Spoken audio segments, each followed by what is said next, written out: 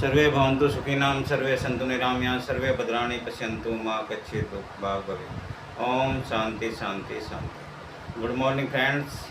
आज जो मैं आपको वीडियो दिखाने जा रहा हूँ, जो आपको मैं बताने जा रहा हूँ, उसमें आपको पता लगेगा कि सरकारी कर्मचारी व उसकी फैमिली को सरकारी कर्मचारी के रिटायरमेंट या मृत्यु पर क्या क्या मिलता है। ये जो धन मिलता है या जो लाभ मिलते हैं उसके बारे में मैं बहुत ही अच्छी जानकारी इसलिए दे पाऊँगा क्योंकि मैंने खुद सरकारी कर्मचारी रहते हुए 27 साल नौकरी की है और उसके बाद रिटायरमेंट के लाभ लिए हैं।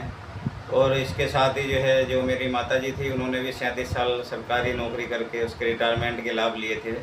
तो इस प्रकार से मैं आपको ये बताने में अपना आपको मैं गौरवान्वित महसूस कर रहा हूँ कि मैं आपको बताऊँ सभी को कि जो सरकारी कर्मचारी हैं उन्हें मृत्यु पर या उनके रिटायरमेंट पर क्या क्या लाभ मिलता है, क्या क्या धन मिलते हैं और क्यों वे लोग रिटायरमेंट पर मालामाल हो जाते हैं, और इस वीडियो से आप ये सभी जानेंगे। तो मैं आपको बता दूं कि जब कोई सरकारी कर्मचारी रिटायर होता है तो उसकी जो एज है आज की डेट में वो 60 साल है। 60 साल के बाद सरकारी कर्मचारी रिटायर हो जाता है। और साथ ही सरकारी कर्मचारी उससे पहले भी वॉलंटरी रिटायरमेंट ले सकता है। आजकल प्रोविज़न है, जो 7th सेंट्रल पे कमीशन था उसके बाद ये मतलब आपका रूल बन चुका है। और अब 20 साल के बाद भी सरकारी कर्मचारी वॉलंटरी रिटायरमेंट ले सकता है और उसे वही लाभ मिलेंगे जो उसे रिटायरमेंट जो सुपरएनुएशन के बाद मिलते हैं, वही उसको वॉलंटरी रिटायरमेंट के बाद सभी लाभ मिलेंगे। तो इस प्रकार से मैं आपको बताने जा रहा हूँ कि किस तरह से रिटायरमेंट पर आपको क्या मिलेगा, और अगर आपकी या किसी कर्मचारी की मृत्यु हो जाती है तो उसकी फैमिली को रिटायरमेंट पर क्या मिलेगा। और ये सारी चीज़ों का ध्यान सरकार ने पहले से ही रखा हुआ है। और मैं आपको बताऊंगा कि ये जो नियम है, जो सरकारी नियम है, ये भारतीय संविधान के आर्टिकल 309 द्वारा प्रदत्त हैं और इस कारण से इन्हें पूरा सम्मान हासिल है और इन एक तरह से लकीर की फ़कीर हैं। और सरकारी कर्मचारी को जो भी मिलता है वो सरकारी नियमों के अनुसार ही मिलता है। सरकारी नियमों से अलग सरकारी कर्मचारी को ना तो कुछ मिलता है, और अगर वो लेने का प्रयास करता है तो करप्शन में आता है। और उसके लिए जो अगर कुछ मिलता है सरकारी कर्मचारी को तो मिलेगी उसे पेनल्टी या दंड। तो इसलिए जो सरकार नियमानुसार आपको दे रही है उसकी आपको पूरी जानकारी होनी चाहिए, जिससे जो है ना आप उसे ले पाएँ, और अगर आपकी मृत्यु भी हो जाए तो आपकी फैमिली वाले उसे ले पाएँ। तो मैं आपको बताना चाहूँगा कि जो सरकारी कर्मचारी है उसे रिटायरमेंट पर जो मिलता है वो मिलता है उसका GPF, और आपका पेंशन मिलेगी, और कम्यूटेशन ऑफ पेंशन लाभ मिलेगा, ग्रेजुएटी मिलेगी, आपको लीव इनकैशमेंट का लाभ मिलेगा, इंश्योरेंस का लाभ मिलेगा, और साथ ही जो है ना चिकित्सा का एक मेडिकल कार्ड मिलेगा। और मैं आपको ये बताना चाहूँगा कि जो ये मेडिकल कार्ड है ये सेंट्रल गवर्नमेंट और जो का अलग होता है और दिल्ली गवर्नमेंट का अलग होता है, इसी तरह यूनियन टेरिटरी का अलग होता है। और ये जो मैं आपको नियम बताने जा रहा हूँ ये सेंट्रल गवर्नमेंट व जितने भी यूनियन टेरिटरी है जिसमें NCT ऑफ दिल्ली भी आता है उसके जो कर्मचारी हैं उस पर लागू होता है। और साथ ही जो अन्य राज्य सरकारें हैं वो भी इन नियमों से संबंधित है या इनसे मिलते जुलते ही उनके नियम हैं। तो आप जो है ये पूरा भरोसा कर सकते हैं। कोई कर्मचारी, भारत का कोई भी सरकारी कर्मचारी हो, इस वीडियो को शुरू से लेके अंत तक ज़रूर देखे, जिससे उसे पता लग सके कि उसे मतलब रिटायरमेंट पर क्या मिलेगा या उसकी मृत्यु हो जाएगी तो उसकी फैमिली को क्या मिलेगा। तो यहाँ पर मैं आपको बताना चाहूँगा कि जो GPF पहला बेनिफिट जो सरकारी कर्मचारी को रिटायरमेंट पे मिलता है वो मिलता है जो GPF रूल 1960 जो हमारे कानून हैं, नियम हैं, उनके अनुसार मिलता है। और उसमें जो कंट्रीब्यूशन सरकारी कर्मचारी से लिया जाता है वो उसका जो बेसिक होता है उसका 6% मिनिमम लिया जाता है, और उसका जो मैक्सिमम लिमिट है वो भी बेसिक का जो हाफ है उससे ज़्यादा नहीं लिया जाएगा, उससे कम ही लिया जाता है। और इस प्रकार से ये पैसा जो GPF अकाउंट होता है उसमें एक रिकॉर्ड किया जाता है, और एक जो आपकी जो कर्मचारी की GPF बुक होती है उसमें भी मेंशन होता है। साथ ही जो सर्विस रिकॉर्ड है उसमें मेंशन होता है। और जब रिटायर होता है तो एक परफॉर्मा भर के उसे GPF सेल में भेजा जाता है, और GPF सेल से जो अमाउंट कर्मचारी के खाते में होती है वो उसे विद इंटरेस्ट क्रेडिट कर दी जाती है। इस प्रकार GPF जो है कर्मचारी को रिटायरमेंट पर मिल जाता है। अक्सर ये राशि आपके कंट्रीब्यूशन पर डिपेंड करती है। अगर आप मिनिमम 6% कंट्रीब्यूशन रखते हैं तो कम राशि मिलेगी, अगर आप ज़्यादा कंट्रीब्यूशन करते हैं तो जीपीएफ की राशि ज़्यादा मिलेगी। हालांकि जीपीएफ का रेट हाई है, जो बैंक के जो सेविंग अकाउंट होते हैं उनसे हाई होता है, तो ज़्यादातर कर्मचारी इसमें मैक्सिमम ही जो है आपका पैसा रखते हैं, क्योंकि उन्हें पता है कि ये गारंटेड मनी है। अगर कर्मचारी को रिटायरमेंट में मिल जाएगा, अगर कर्मचारी नहीं भी रहे, उसकी डेथ हो जाए किसी कारणवश एक्सीडेंटल या किसी भी तरह से, तो उसका जो नॉमिनी उसने अपने सर्विस रिकॉर्ड में लिखाया है उसे ये सारी राशि सरकार क्रेडिट कर देती है, उसके खाते में उसे दे देती है। तो इस प्रकार से ये एक भरोसेमंद फंड है जीपीएफ। और ये इसका अगर कर्मचारी को डिसमिस भी कर दिया जाए, टर्मिनेट भी कर दिया जाए, तब भी ये फंड उसे मिलता ही मिलता है। तो ये एक तरह से बहुत ही अच्छी सोशल सिक्योरिटी सरकारी कर्मचारी के लिए है। जो दूसरा धन रिटायरमेंट पे मिलता है कर्मचारी को, वो मिलता है ग्रेचुइटी। ग्रेचुइटी भी आपकी 3 तरह की होती है। जैसे आपकी एक सर्विस ग्रेचुइटी हो गई, एक होगी आपकी डेथ ग्रेचुइटी, एक हो गई रिटायरमेंट ग्रेचुइटी। तो मैं आपको बता दूं कि जो सर्विस ग्रेचुइटी है वो उन्हीं को मिलती है जिनकी 10 साल से कम सर्विस होती है सरकारी कर्मचारियों को। और ये सर्विस ग्रेचुइटी का रूल, जो ग्रेचुइटी का रूल है रिटायरमेंट ग्रेचुइटी, उससे थोड़ा अलग होता है।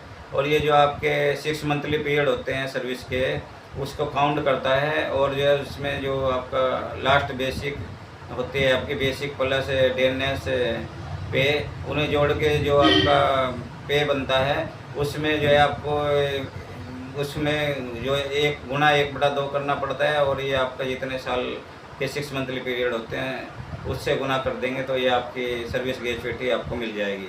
मैं मोटा मोटा आपको बताऊं कि अगर आपने जो 9 साल की सर्विस की है तो ये एक तरह से आपको 9 महीने की आपको सर्विस ग्रेचुइटी मिल जाएगी। तो इसी प्रकार से दूसरी होती है डेथ ग्रेचुइटी। इसका रेट थोड़ा अलग रखा गया है, ये थोड़ा सोशल सिक्योरिटी ज़्यादा रखी गई है, क्योंकि गवर्नमेंट सर्वेंट इतने कोई की डेथ अगर हो जाए तो इसका मतलब ये है कि उसे कुछ ऐसी कंपेलिंग सर्कमस्टेंसेज होंगी, या जो है इस तरह से कुछ हानिकारक जो जगह हैं वहाँ पर उसने अपनी ड्यूटी को अंजाम दिया है, इसलिए इसका रेट ज़्यादा रखा गया है। और जो 1 साल से जो कम होते हैं तो उन्हें पूरा इसमें 2 महीने का उसे ग्रेचुइटी दी जाती है। जिसकी सर्विस 1 से 5 है, 1 से 5 साल तक है, उसे आपको जो है 10 महीने ग्रेचुइटी दी जाती है। और जिसकी 5 से लेके आपकी जैसे है आपका 11 साल तक है, उसे 12 महीने की ग्रेचुइटी 12 गुना मतलब बेसिक प्लस डीपी दे दिया जाता है। इसी तरह जिसे जो है आपकी 11 से जो है 20 है, उसे भी है तो उसे जो है 20 महीने की ये ग्रेचुइटी दी जाती है। इसका फॉर्मूला जो है आपका जो आपका होता है वो अलग से ही टेबल बनाई हुई है, उस टेबल के हिसाब से आपको मिलता है। और ये मैं आपको टेबल इसमें वीडियो में ऐड कर दूंगा, वो आप इसमें देख सकते हैं। इसके अलावा जो आपकी रिटायरमेंट ग्रेचुइटी है उसका एक सिंपल फार्मूला है, मैं आपको बताऊं कि इसमें मैक्सिमम आपको 66 6 मंथली पीरियड का ही मिलेगा। और चाहे आपकी सर्विस 33 साल से ऊपर कितनी भी हो जाए, तो मैक्सिमम आपको 66 6 मंथली पीरियड का मिलता है। और ये मोटा मोटा मैं आपको बताऊं, अगर आपकी 33 साल की सर्विस है तो आपको 16.5 महीने का जो है किस बेसिक प्लस डीपी गुना 16.5 कर दोगे तो आपकी ग्रेचुइटी निकल के आ जाएगी। लेकिन इसका लिए एक स्टैंडर्ड फार्मूला भी है, उसके लिए आपको जो 6 मंथली पीरियड है वो काउंट करने पड़ते हैं। 6 मंथली पीरियड काउंट करने के लिए आपको जो आपकी सर्विस है, मान लिया आपकी 33 साल 9 महीने की है, तो आपको 33 साल के मान लिया आपको 32 साल 9 महीने की है तो 32 साल के हो गए 64, और 9 महीने में से 6 महीने का पीरियड लो 65। और चूँकि वो उससे ऊपर जो 3 महीने पूरे हो जाते हैं जिसके वजह से एक पीरियड ले लिया जाता है, तो इस प्रकार इसके पूरे 66 महीने 6 मंथली पीरियड हैं। तो इसे जो अब आप जब इसकी सर्विस ये ग्रेजुएटी निकालेंगे तो उसे आपको 1/4 गुना 66 गुना बेसिक प्लस डीपी। जो बेसिक प्लस डीपी का मतलब ये है कि जो लास्ट बेसिक प्लस डीपी होगी वो ग्रेजुएटी में कंसिडर की जाती है और उसके अनुसार ही ग्रेजुएटी दी जाती है। अब मैं आपको बताना चाहूँगा कि जो ग्रेजुएटी के बाद आपको बेनिफिट जो मिलेंगे उसके बारे में बताऊँगा, लेकिन उससे पहले मैं बता दूँ कि ग्रेजुएटी एक क्योंकि ग्रेटिट्यूड जो कर्मचारी के प्रति दिखाती है सरकार, तो जो कर्मचारी भी सरकार के प्रति, सरकारी नियमों के प्रति, सरकारी संस्थाओं के प्रति ग्रेटिट्यूड रखते हैं, उन्हें ये दिया जाता है। और जो पूरी तरह से ऑनेस्ट होते हैं और 100% क्लीन चिट वाले होते हैं उन्हें ग्रेजुएटी रिटायरमेंट पर दी जाती है। तो अगर किसी के खिलाफ डिपार्टमेंटल प्रोसीडिंग जो मेजर पेनल्टी वाली पेंडिंग है, या अगर डिपार्टमेंटल प्रोसीडिंग पूरी भी हो गई है तो उसके बाद भी जुडिशियल प्रोसीडिंग पेंडिंग है, अर्थात डिपार्टमेंटल प्रोसीडिंग या जुडिशियल प्रोसीडिंग पेंडिंग है, तो जैसे में जो है जो आपका द पेंशन रूल से 2021 है, उसका जो रूल 8 है उसमें रूल 8(3) के अनुसार अगर जुडिशियल और डिपार्टमेंटल प्रोसीडिंग पेंडिंग है तो प्रोविजनल पेंशन दी जाती है। और जब तक ये जुडिशियल प्रोसीडिंग ख़त्म होके और उस पर फाइनल ऑर्डर ना आ जाए कॉम्पिटेंट अथॉरिटी का, उस डेट तक, जिस डेट का ऑर्डर होता है उस डेट तक ये प्रोविजनल पेंशन इस कर्मचारी को दी जाएगी जिसके खिलाफ जुडिशियल प्रोसीडिंग पेंडिंग है। और जैसे ही वो उसका मतलब जुडिशियल प्रोसीडिंग का जजमेंट आता है, उसके बाद जो कॉम्पिटेंट अथॉरिटी है वो ऑर्डर इश्यू करती है, तो उस डेट तक ये प्रोविजनल पेंशन दी जाएगी। उसके बाद जो ऑर्डर में लिखा हुआ उसके अनुसार ग्रेजुएटी दी जाती है। अगर ये ऑर्डर में वो एक तरह से क्लीन चिट मिलती है गवर्नमेंट सर्वेंट को, तो उसे फिर जो ग्रेजुएटी विदहेल्ड होती है उसके साथ GPF इंटरेस्ट भी दिया जाता है। और इस प्रकार से ये एक तरह से जो है कंपनसेशन का काम करती है उस गवर्नमेंट सर्वेंट के लिए जिसने जो है इतना सहन किया है कि उसे ग्रेजुएटी नहीं मिली है, उसके बावजूद भी उसने कोई ऑब्जेक्शन नहीं उठाया है। तो उस तरह से वो रूल को सम्मान करने की वजह से जैसे ही उसे क्लीन चिट मिलती है और डिपार्टमेंट ऑर्डर इश्यू करते हैं, उसे ग्रेजुएटी विद इंटरेस्ट मिलती है, GPF इंटरेस्ट मिलती है। तो ये एक तरह से जो जुडिशियल प्रोसीडिंग क्योंकि बहुत लंबी खिंचती है, तो इसलिए जो है ये प्रोविज़न किया गया है कि भाई उसे थोड़ा हरासमेंट झेलना पड़ा है, तो इसलिए उसे GPF इंटरेस्ट दिया जाए। तो इस प्रकार से ये मैंने बताया कि ग्रेजुएटी विदहेल्ड होती है। इसके अलावा जो आपकी पेंशन है वो किस तरह से तय होती है मैं बताऊंगा आपको कि जो पेंशन डेट ऑफ रिटायरमेंट होती है, उस डेट ऑफ रिटायरमेंट पर जो आपकी लास्ट बेसिक है उस पर जो DA होता है सर्विस में, वो पेंशन के जब रिटायरमेंट के बाद DR बोला जाता है, डियरनेस रिलीफ बोला जाता है। हालांकि दोनों DA एंड DR दोनों ही सेम होते हैं। तो इसमें आपको जो लास्ट बेसिक है प्लस जो डियरनेस रिलीफ है उसको जो है आप कैलकुलेशन के लिए माना जाता है।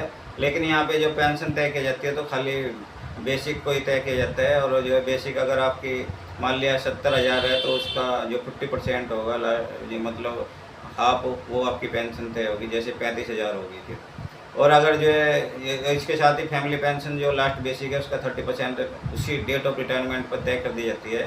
तो ये आपकी 70,000 का आप 30% लगाए तो 7 या 21,000 फैमिली पेंशन होगी जो रिटायर कर्मचारी जब उसकी डेथ हो जाएगी तो उसके बाद उसके जो नॉमिनी होगा फैमिली में उसे मिलेगी। तो यहाँ इस एक चीज़ मैं आपको बहुत ही अच्छी बताना चाहूँगा पेंशन के बारे में कि अगर जो है कोई कर्मचारी 67 साल की उम्र पूरी करने से पहले अगर मर जाता है या उसकी डेथ हो जाती है किसी भी कारण से, तो जो उसका नॉमिनी है फैमिली में उसे जो है फुल रेट से जो है पेंशन मिलती है। वो फुल रेट वही होता है जो मतलब 50% ऑफ बेसिक।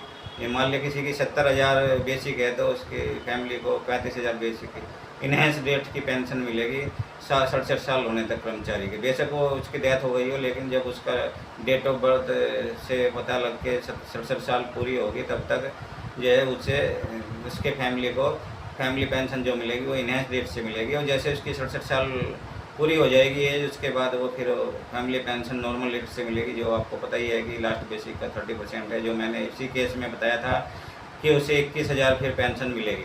यहाँ पर मैं एक चीज़ और बताना चाहूँगा कि अगर कोई सर्विस में गवर्नमेंट सर्वेंट की डेथ हो जाती है तो उसमें उसे फिर जो है 67 साल या 10 साल मतलब 67 साल की उम्र पूरी होने तक या जो है 10 साल जो भी पहले हो उस तक जो है उसकी फैमिली को इन्हेंस रेट से पेंशन मिलती है। और उसके बाद फिर उसे नॉर्मल रेट से ही पेंशन मिलनी शुरू हो जाती है। कई बार ऐसा होता है कि कर्मचारी पहले 40 की उम्र में उसकी डेथ हो जाती है तो उस टाइम पर उसकी फैमिली के नॉमिनी को पेंशन बन जाएगी, तो उसे 10 साल तक इन्हेंस रेट से पेंशन मिलेगी और उसके बाद फिर उसे नॉर्मल रेट से पेंशन मिलेगी। जैसे मान लिया उसकी लास्ट बेसिक 70,000 थी तो उसे फैमिली को इन्हेंस रेट से 35,000 पेंशन मिलती रहेगी और उसके बाद जो है उसके बाद उसे नॉर्मल 21,000 नॉर्मल पेंशन मिलेगी। और यहाँ मैं आपको एक चीज़ और बता दूँ कि इस पर आपको जो उस डेट में डियरनेस रिलीफ होती है वो भी मिलती है। तो इस प्रकार से पेंशन प्लस डियरनेस रिलीफ जो मिलती है सरकारी कर्मचारी को या उसके फैमिली को, ये उसके लिए बहुत बड़ी रिलीफ है। और उसने जो सरकार को सेवाएं दी हैं अपनी, उन सेवाओं के प्रति ये सरकार का ग्रेटिट्यूड होता है जो सरकार एक सरकारी कर्मचारी को देती है। और इसके साथ ही जो डेट ऑफ रिटायरमेंट पे एक अगर किसी के खिलाफ जुडिशल पेंडिंग नहीं है, कोई इंक्वायरी या जो है आपकी डिपार्टमेंट इंक्वायरी पेंडिंग नहीं है, तो उन लोगों को एक कम्यूटेशन ऑफ पेंशन का ऑप्शन भी है। उसमें वो कम्यूटेशन ऑफ पेंशन के ऑप्शन में आप जो है अपनी, जिसे कुछ लोग गांव में कह देते हैं कि पेंशन बेच दी है इसने, तो वो जो है आपको वो कम्यूटेशन ऑफ पेंशन ही है। उसमें आप 40% तक अपनी पेंशन को कम्यूट करा सकते हैं। जैसे मान लिया आपकी मैं सिंपल ले लेता हूँ, 70,000 ही लेता हूँ पेंशन, तो 7 चौक 28,000 तक आप, मतलब आपकी अगर पेंशन 70,000 है, लेकिन वो तो आपकी बनी जो है जो 40% कितनी होगी पेंशन की, वो होगी आपकी 28,000। तो ये आप 7 चौक 28,000 तक मतलब एक तरह से कम्यूट करा सकते हैं। तो 28,000 फिर आपको 70,000 में से घटाना पड़ेगा, उसके बाद जो 42,000 बचेगा वो आपको हर महीने मिलता रहेगा 12 साल तक, वो 15 साल तक। और उस पर जो पूरी 70,000 पे जो डीए होगा वो साथ में मिलेगा। लेकिन जो ये कम्यूटेशन वैल्यू है ये आपकी ये निकाली जाती है एक टेबल से। ये सरकार ने एक 2006 को टेबल इशू की थी। उसमें मतलब जिस डेट पे आप रिटायर होते हैं उससे नेक्स्ट जो आपकी डेट ऑफ बर्थ है, अगर उस पर जो है उसका देखा जाता है। 61 साल में मान लिया जो गुणांक होता है वो लिया जाता है।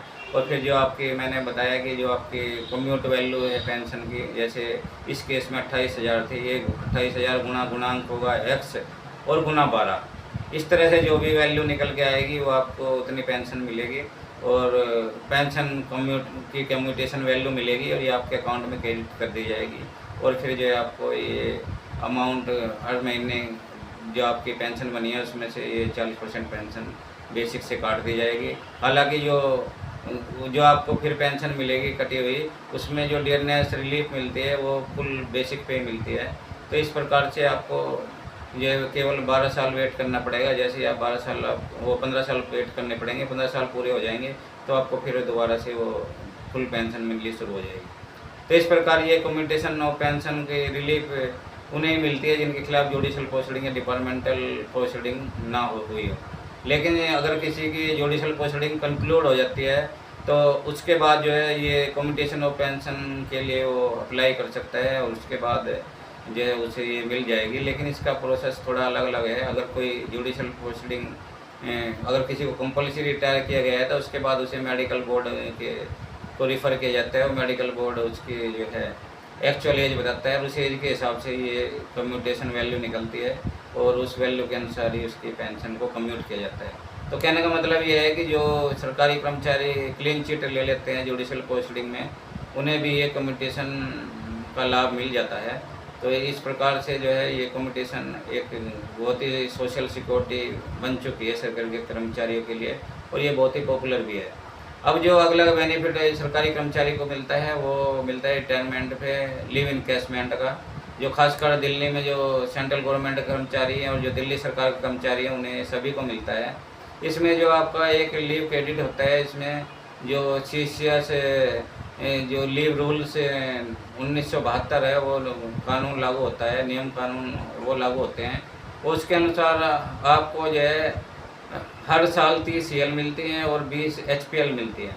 और ये मैं आपको बता दूं कि जो सरकारी कर्मचारी होते हैं उसके 1 जनवरी में 15 AL चढ़ा दी जाती है उसके खाते में और बाकी 1 जुलाई में चढ़ाई जाती है। इसी तरह HPL भी 1 जनवरी को हर साल 10 HPL चढ़ा दी जाती है और बाकी 10 1 जुलाई में चढ़ा दी जाती है। इस प्रकार एक लीव रिकॉर्ड मेंटेन किया जाता है जो बिल्कुल ये जो आपको मैंने बताया CCS लीव रूल्स 1972 के अनुसार मेंटेन किया जाता है। और इसमें समय समय पर आप छुट्टी ले सकते हैं अपनी आवश्यकताओं के अनुसार और नियमों के अनुसार। और उसके बाद जब रिटायरमेंट के टाइम पे आपके पास जितनी छुट्टी रह जाती है उसका आपको लीव इनकैशमेंट दिया जाता है और वो मैक्सिमम 300 तक है। इसमें भी अगर आपके पास 300 EL हैं तो वो सिंपल है, 300 EL का आपको मिल जाएगा। और इसके लिए बहुत ही आसान फार्मूला है जो बेसिक होगी आपकी लास्ट मंथ की प्लस डियरनेस रिलीफ, उन दोनों को जोड़ा जाता है और उसे फिर 30 से भाग कर देंगे तो वो एक दिन की आपका इनकेसमेंट वैल्यू निकल आएगी, और उसे जैसे 300 से गुना करेंगे तो आपको पूरे 300 दिन का लीव इनकेसमेंट वैल्यू निकल आएगी, और उसे आप जो है आपको दे दिया जाएगा। लेकिन किसी कारणवश अगर किसी सरकारी कर्मचारी की जो लीव है वो 300 EL नहीं है, उसकी जो है 267 EL है, तो उसे जो है, और जो HPL है वो उसके क्रेडिट में 167 हैं, तो उसे पहले 267 मतलब जैसे मैंने आपको बताया बेसिक प्लस DP बटे जो है 30 और गुना 267 EL की वैल्यू निकल आई। फिर जो है जो हाफ पे लीव में जो बेसिक प्लस DP है उसे हाफ कर दिया जाएगा पहले, उसके बाद उसे भी 30 से भाग किया जाएगा, और उसे फिर जो है जो बाकी 33 हैं जो 300 से कम 33 थे ये, तो उन्हें 33 HPL की जो है इनकेसमेंट किया जाएगा। और इस प्रकार से उस कर्मचारी को थोड़ा कुल मिला के समझ लीजिए उसे 267 और 33 का हो गया आपका जो है 16.5, तो ये 283.5 EL का लाभ मिल पाएगा एक तरह से। तो इस प्रकार से ये लीव इनकेसमेंट का फार्मूला मैंने आपको बता दिया। आप जो मैंने इनक्लोज चार्ट किए हैं उसमें भी आप देख सकते हैं, और जो एग्जाम्पल है उसके द्वारा जो समझाया गया है उसे भी आप समझ सकते हैं। इस प्रकार से लीव इनकेसमेंट के लिए भी जो लीव रूल्स है 1972 है, उसमें एक सेक्शन है 39, उसके अनुसार अगर जो हेड ऑफ ऑफिस को लगता है कि किसी पे क्रिमिनल प्रोसीडिंग पेंडिंग है, उसे लगता है कि इस डिपार्टमेंट को इससे जो है रिकवरी करनी पड़ सकती है, तो उसे लीव इनकेसमेंट को भी विदहल्ड किया जा सकता है। ये जो है हेड ऑफ ऑफिस पे डिपेंड करता है, लेकिन उसे इसके रीज़न देने होते हैं। तो जबकि ग्रेजुएट में कोई रीज़न देने की ज़रूरत नहीं है। ग्रेजुएटी तो विदहल्ड करने के लिए जो डच ईसीएस रूल्स 2021 है पेंशन रूल्स, उसमें जो सेक्शन 84 है उसमें साफ साफ दिया हुआ है, तो उसमें ग्रेजुएटी विदहल्ड तो करनी है अगर किसी के खिलाफ जुडिशियल प्रोसीडिंग पेंडिंग है, लेकिन लीव इनकेसमेंट उसे मिल जाएगा। तो इसके बाद लीव इनकेसमेंट के बाद जो आपका बेनिफिट रह जाता है वो होता है इंश्योरेंस का। इंश्योरेंस एक तरह से ये स्कीम 1980 में सेंट्रल गवर्नमेंट के लिए लागू की गई, और जो दिल्ली गवर्नमेंट के कर्मचारी थे उन्हें 1984 में इसका लाभ दिया गया है। इसमें जो है 1,190 से जो कंट्रीब्यूशन है वो आपका यूनिट वाइज है।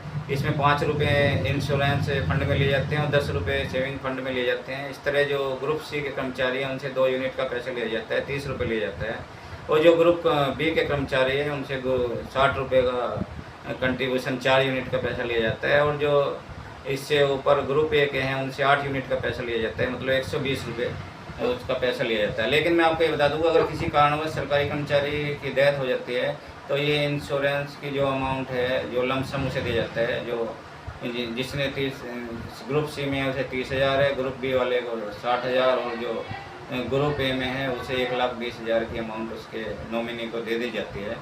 और इसके कैलकुलेशन का जो फार्मूला है रिटायरमेंट में बहुत ही ईजी है। इसके लिए सरकार एक टेबल इश्यू करती है, वो क्वार्टरली टेबल होती है।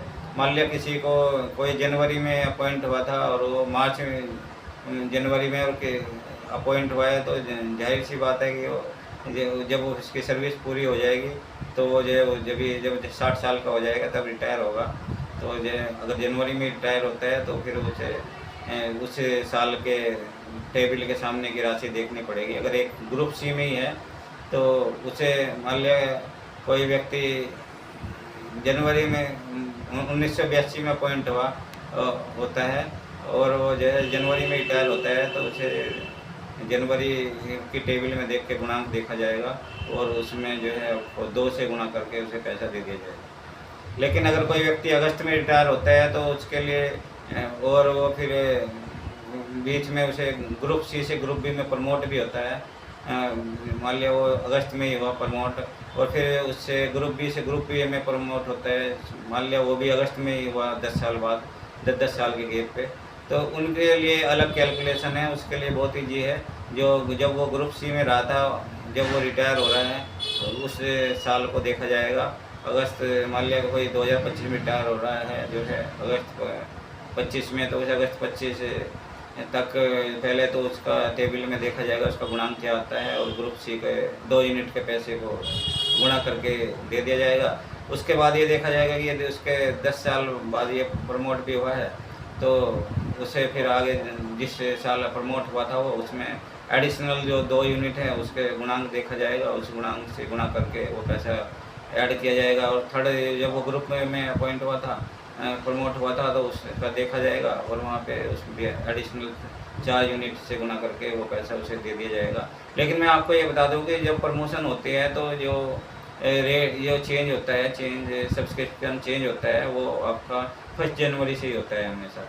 तो मान लिया अगर आप अगस्त 31 दिसंबर तक कभी भी प्रमोट होते हैं लेकर के 1 जनवरी से लेके, तो आपको जो है नेक्स्ट जो 2 जनवरी से अगर आप 31 दिसंबर तक प्रमोट होते हैं, तो जो नेक्स्ट 1 जनवरी से आपको सब्सक्रिप्शन वो लिया जाएगा आपसे नए ग्रुप का, और उससे पहले जो है आपका वो पुराने वाला ही चलता रहे।